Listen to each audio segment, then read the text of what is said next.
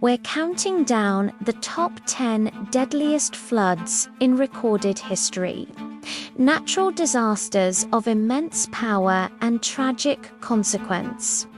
Number 10.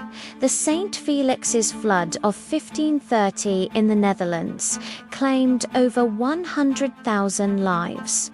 Moving to 9. The Hanoi and Red River Delta flood in 1971 saw a similar death toll in North Vietnam. Number 8 is the 1975 Banqiao Dam failure in China, a catastrophic event that led to an estimated 171,000 fatalities. At number 7, we have the 1939 Tianjin flood in China.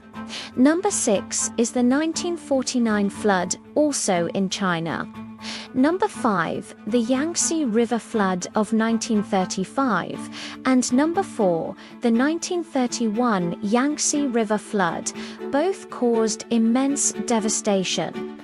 The bronze medal of tragedy goes to the 1887 Yellow River flood.